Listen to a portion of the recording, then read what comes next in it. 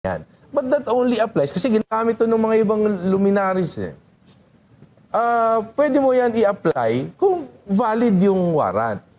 Eh hindi nga po valid yung warrant ng ICC dahil wala nga jurisdiction at kung meron man, assuming arguendo, meron nga, daan nyo po sa competent judicial authority according to Article 59 of the Rome Statute. Eh, yun nga yung tinatanong, attorney. Yung sinasabi nila na enough na daw na judge yung ICC. Kaya pwede sila mag-issue ng warrant. Pero meron po akong nadinig, ganito po yun. Ang sabi, ba't yung kay Saldico? Meron ding warrant. Tapos, doon sa foreign country, hindi nila pwedeng ipatupad dahil kailangan nilang respetuhin yung batas doon. Bakit ngayon dito, ayaw nilang respetuhin yung batas dito na dumaan sa competent court? That is an absolutely strong and correct point. At kung tingnan nyo yung ibang bansa na state party sa Rome Statute, lahat sila, France, Korea, and all that, no? Lahat sila adhere to the fact na dapat dumaan muna sa korte nila ang ICC or any other foreign warrant, mga Interpol, Red Notice, diffusion, dumadaan po sa local nilang proseso. Tayo lang po ang natatanging bansa na may mga officials representing our country na are trying to say, na hindi, wag na natin idaan sa ating local courts. Baliktad na baliktad po ang ginagawa ng opisyal natin sa mga ibang bansa. At saka parang actually medyo mali pa nga yung argument na yun dahil yung nag-issue ng warrant ay Pilipinas at Pilipino si Zaldico. Oh, correct. Ito, ICC ang nagbigay ng warrant, Correct. hindi naman bansang Pilipinas, pero ibibigay natin. Correct. So parang malabo talagang ito yung warrant na to. Correct. Pero merong bali-balita na iba daw yung pinakita ni Trillanes at yung totoong kaso. Bakit bigyan po kami ng paliwanag dito? Lilinawin ko lang po, the only reason why we are making assumptions, hindi pa sure, assumption lang, na parang spurious yung pinakita ni Trillanes na warrant, is because we were not served or formally served a copy of it. So ang nakikita namin, through their own fault, ay yung mga copies lang sa media, yung mga ginaganyan niya, siniscreen capture namin, ini-enlarge namin. Why? Is that our fault? Hindi. Kasi nga hindi nyo kami binibigyan. At base po sa research ng team namin, iba po yung mga case number na nakasulat doon, laban doon sa original na warrant na nirelease na rin naman ng ICC. So, as for now, it seems to be a spurious document being brandished by the former senator. So linawin natin, iba yung numero? Iba. We can show you the pictures or you can do your own research. And again, I am very open to correction with this on this regard. With the disclaimer na kung nagkamali man ako, hindi namin kasalanan. Hindi niyo kami pinibigyan ng kopya eh. Dito nga sa video na to, makikita mo na parang ang bilis lang niyang finish. Tapos, ano niya na binalik niya na kaagad eh. At saka usually, pagka ganyan, yung media, humihingi din ng copy yan eh. Pero ang media, walang copy. At mga decision ng Supreme Court, mabis nakakuha yung media, no? Oo eh. Ayaw itaas, oh. Ayan, babalik niya yan kaagad. Hindi niya na, parang alam mo yun, hindi na rin niya pinahal na hawak niya eh. Ang dami pong, there's so many things wrong with this picture. Number one, the warrant itself. Number two, the person serving it. Ano po ba yung authority nito? Pinapunta raw siya, doon iba to siya manghuli. Sabihin na natin, kasi alam naman natin yung statement na yun is just a casual, parang pang-asar niya lang na statement. Pero bigyan niyo po kami ng official statement. As a matter of fact, kasali po sa mga supplemental petition namin sa Supreme Court, we pray before the Honorable Court na pasagutin si Trillanes. Under what authority? Yan po ang totoong meaning ng quo warranto. Di ba? Narinig niyo quo warranto. Quo warranto means under what authority? Under what authority are you serving that warrant? Hindi kaya attorney, galing din sa sa recto yung niya, warrant niya. Baka kasama ng budol mo, ano pinaprint yan? Oo nga. Pero attorney, going back doon sa, alam mo, nakalabas si Senator Bato, no? Kasi yung mga kritiko, sinasabi nila tumakas. Parang hindi natin matatawag na tumakas kung wala pa namang warrant of arrest. Considering na siya ay nasa protective custody ng Senado, may nalabag ba siyang batas dito? Wala. Very strongly emphasize yan ng legal team namin that he has committed no wrong and he has in fact just performed an act of self-preservation. Because hindi naman po legal yung arrest na sinusubukan gawin ng NBI, di umano. No? At yung kanyang fear for his life was very real kasi may president. Dahil yung president, si Rodrigo Duterte. So, pwedeng-pwede siyang bigla na lang i-aeroplano. Oo. So, nag-iiyakan silang mag-ina eh. There was no plan here. No? Wala pong maniwala man ng audience or hindi. Wala naman ditong malalim na plano na sisipot siya, tatakas siya. Lahat yan mga opportunities at i-presented to them. Nung the night na magkasama kami, nag-iiyakan silang mag-asawa eh. Na, Dad, baka ano ka na ha? Hindi na kita makita. Ganun yung mga nakikita namin. So justifiable talaga, attorney, no? Yung pagtatago, yung pagsipot ni Senator Bato de la Rosa sa Senate, no? Ulit-ulit kong sinasabi, hindi siya nagtatago.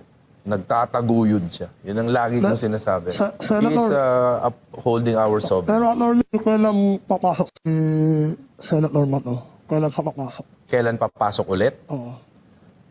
Oh, God only knows, no? Kasi, siguro pag there's a small chance, no? Pag na-issue yung TRO or pag nadinig yung aming mga petisyon at ang Korte Suprema ay naglabas ng malinaw na po na rules on extradition, on surrender, and all that, we will advise him to attend. Attorney, itong NBI, may kakaharapin bang kaso ito dahil dyan sa warrant na hawak ni Trillanes? From our end, it is a possibility.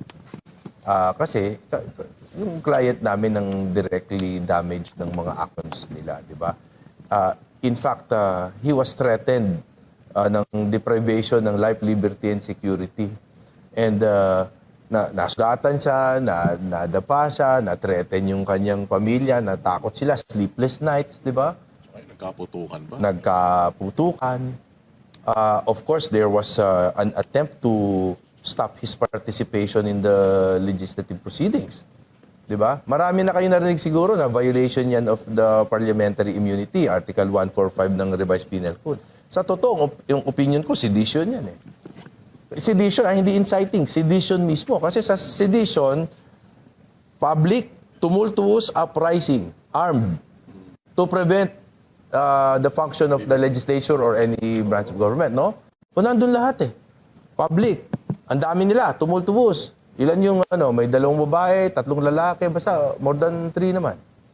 O, armed. O, ano yung purpose? Apparently, na hindi makaboto, di ba? O, para sa akin, sedition eh. No, but again, it is up to our legal team to come with the proper argument. Kasi medyo isa sa mga nagiging sentimento ng mga netizen ngayon, kitang-kita natin kung papaano binaboy ng NBI at ni Matibag itong Senado. Wala bang gagawing hakbang sa inyong pagkakaalam ang SP, ang Senate President, dito? At kung wala man siya, meron ba kayong personal na gagawing hakbang para idemanda talaga at panagutin itong mga gangster na mga NBI na ito? Sa personal muna tayo because I cannot speak for the Senate President. Sa personal muna, it is more than likely na magsasampa kami ng kaso. Pero hindi ko pwede naman i-disclose just for purposes of legal strategy. Pero doon naman po kay Senate President Alan Cayetano, base lang po doon sa nakaraan niyang press con at yung parang outward niya na nagalit doon sa nangyari. And he categorically calls it an attack on the Senate. Parang imposible na hindi siya mag-take ng legal action. So I predict a legal action from the attorney, Alan Peter Cayetano. Attorney, sabi kasi ni Attorney Matibag, rumesponde lang daw sila sa request ng GSIS. So now, Nagtatanggal ng kandado para mabuksan at ikandado ulit, no? Ganun ba, di ba? Ito bang makukonsider ba natin na premise na ng Senado? Kasi magdingding lang ang pagitan eh. The judge would probably look at the intent. No? The intent, hindi na yung mga spatial arrangement or whatever. They will look at the intent. Because hindi naman po simple trespassing ang ipapile mo dyan if ever eh. Diba? What was the attempt? At the very least, it was an attempt at either an unlawful arrest or baka nga terrorism pa yan eh. Hindi mo alam kung ano yung intent kasi eh. Masyadong malabo, no? So, we'll see. At saka kung kailangan ng proteksyon ng GSIS, di ba dapat pulis ang ni-request, hindi NBI? At kung sakasakaling lumabas ba si Bato, halimbawa lang, doon sa GSIS at pinigilan ng NBI, without proper authority, di ba pwede makonsider yung na kidnapping ang gagawin nila? Kidnapping, unlawful arrest, violation pa rin ng parliamentary immunity, napakadaming kaso eh. The point being na marami pong inconsistencies ang sinasabi ni Director Matibag. Nagbabangga-bangga na po ang sinasabi niya at ng palasyo. At it seems to me na obvious naman po sa lahat ng mga nag-iisip pa na yung mga statements niya ay puro cover up. No? He is making it up as he goes along. Pag merong nag-accuse sa kanya na parang ano kayo nun, sinusubukan niyo pumasok. Hindi po, tinatanggal lang namin yung kandado para i-secure ulit. Laging ganun eh. Tapos, nung nangako siya kay Ala na magpapakita kami ng warrant, nasa kotse lang. Diba? Tapos, hindi naman. Wala pa naman pong totoo. Ako, hindi ko pa siya inaaway. Ano? Pero kasi these are his actions. Nangangako siya, nagko-commit siya, hindi naman po nagkakatotoo. At kung totoo yung sinabi ng Pangulo na nung alas 4, pinapa-pull out na sila, which by the way, incriminates the President na they're acting up on his orders. But let's set that aside. Nandun pa rin sila pagkatapos, di ba? Ibig sabihin, nilabag din nila yung supposed leader nila. So madami pong hindi nagtutugma sa mga sinasabi niya. So he cannot expect us to respect his next pronouncements. Actually, di talaga nagtutugma-tugma yung sinabi ni Pangulong Bongbong Marcos, ni NBI Matibag, tsaka ni Claire Castro. Now, ang bali-balita po, yung nahuli daw ay driver. Yung Oragon ba yun? Oragon? Oragon. In a lawyer's perspective, pwede ba magdala ng baril ang isang driver ng NBI? Tsaka wag na natin pag-usapan kung driver siya. Volunteer daw eh. Again, another pronouncement by him. I don't even know where to begin, Master Judea, kasi binigyan mo ng baril yung volunteer na hindi daw niya Pinahawak lang daw, pinahawak. Hindi naman daw niya kontrolado yung hawak niyang baril. It is at least clear yung kanyang lack of a coherent story. No? So at least, at the very least, yung character niya pwede nating i-judge. At nagsalita na rin yung asawa ng driver na wala talagang baril yung asawa niya. Hindi daw talaga nagdadala ng baril yun. So, ibig sabihin, nung nagkataon na nangyari yun, may nagbigay talaga ng baril kung sakaling totoo yun.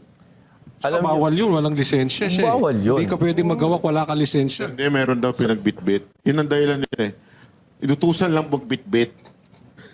Yung baril. Violation pa rin yun ng Illegal Firearms and Ammunition Act. Violation pa rin yun. Di ba ka may bagong license yung taga-bitbit? Kaya lang, attorney, isa sa mga lagi sinasabi na huli daw, kasi bumalik, kinuha yung bag. O yung tactical bag. Tactical bag. May balita, ewan ko kung totoo ito, i-confirm mo na lang, may mga ID daw doon sa bag. Totoo ba yun na may ID ng mga NBI doon sa bag? Hindi ko pa kasi nakikita, pero pareho lang siguro tayo na naririnig na balita. Pero bakit hindi natin pinofokusan, pagtuunan natin ng pansin, yung fact na pinaputok yung baril? Huwag muna natin pag-usapan kung sino siya o kung ano man. Basta the point is he was acting apparently on the instructions of the NBI. He was with them. They do not deny his participation. They do not deny that he was accepting directions from them. So, in effect, siya at that time was acting under the control and supervision of the NBI. So kung kanino man yung baril na yun, separate na kaso na yun. Ang nagpaputok ay isang tao na kontrolado nung NBI. Sagot nila yun. Pero sabi ng presidente, hindi daw ito gobyerno kung sino man daw yung nagpaputok dyan. Kung Senate side yan, government pa din yan. Kung NBI side, government pa din yan. So sino yung tinutukoy niya na hindi gobyerno? Baka ewan ko kung anong multo na po yung... Alam ko, Ghost NBI. Kasi uso Ghost ngayon, di ba? Ghost Flood Control. Ito, Ghost NBI. Ito po ang lahat po ng nababalitaan natin puro second-hand information. Let me give you first-hand. Kami po ay nakakulong dun sa kwarto ni Senator Bato kagabi. Hindi na namin alam ang gagawin, no? Nanggaling kami dun sa kwarto ni Alan Cayetano, sa second floor kasi yan. Nung dumating na si Secretary John Vic, nag-provide siya ng escort para makapunta kami sa kanya-kanyang kwarto. Kasi ang sisikip na dun sa mga kwarto, no? Nakapunta kami at tinulong kami, lockdown kami sa kwarto ni To. Pagtingin namin, doon sa, may biranda yan kung nakapasok na sa Senate, no? May mga nakita kaming tao doon na nagpapasok-pasok pa rin doon sa GSIS. Binidyohan namin ni Atty. Torion. Flashlight. Oo, may flashlight. Apparently, still trying to find ways in or something. May NBI. Tinawag kaming sinungaling ng mga kung sino-sinong media. They denied it at first, tapos sasabihin na nila na totoo, pero puro ganon, di ba? First-hand information na namin Dininay yun. nila yun, ha? Sabi nila, walang Dininay NBI, nila. nandito kami sa fellowship.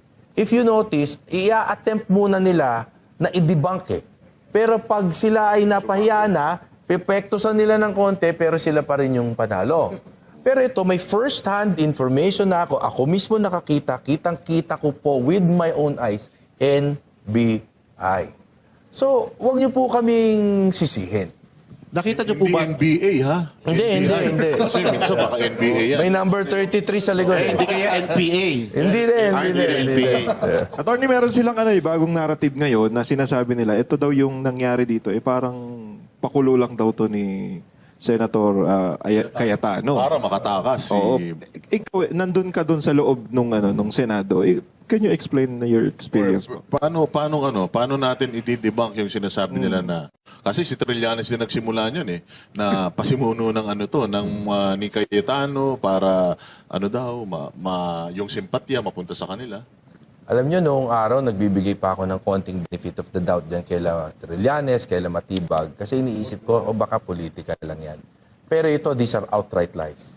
Kasi nandun ako mismo. Katabing-katabi ko si Alan Peter Cayetano nung narinig namin yung mga putukan. Kala nga nila fireworks Ako pa nga yung unang pumunta sa bintana. Tinignan ko, hindi fireworks yan kasi shooter yung tatay ko dati. Alam ko, tunog ng baril Sabi ko, hindi pa putok to. May sumisigaw na. Sabi ko, mukhang wakas ko na to. Kawawa naman yung baby ko. Yun ang una kong iniisip talaga Nakita ko yung mukha ni Senator Alan Cayetano na sincere, totoong gulat. Yung tipong, okay. What should we do? He was trying to remain his normal, calm self. Pero totoo siyang nataranta ng konti. Si Senator Pia, nakita ko nakikipagsigawan kay Matibag sa telepono. Nakita ko po yun. Lahat po yan first hand. So, Narinig paano mo din yung sinigawan siya? Narinig ko. Hindi ko dinig yung sigaw kasi siyempre telepono Pero nakikita ko yung reaction niya na sinabi niya, ikaw kaya ang bumahin. Gumanon siya Tapos ni-report niya pagbaba. Can you imagine kung ano itong sinabi ni Matibag sa akin? Something like that, no? So, madalas po kasi tayong lahat ay mga popcorn na peanut gallery lang tayo sa mga balita. Pero ito po, hindi yung gano'n. Iba yun. Ibang show yun, ha? Oo, hindi. In the original sense, no, na pa tayong mga bystander. Pwede na, coach? Pero ito, hindi po kami bystander. Biktima kami nung Senate attack. So para nila isisi Victim shaming po yan. Victim blaming, victim shaming. Ano pa ba ang mga terms ng mga bata ngayon? Lagi nilang, Pero wala na- lagi nilang ginagamit yung mga victim shaming. Di ba? Yan po, I can assure you mga kababayan, sa mga kaibigan ko po na kahit papano nag-iisip pa, at least on this account,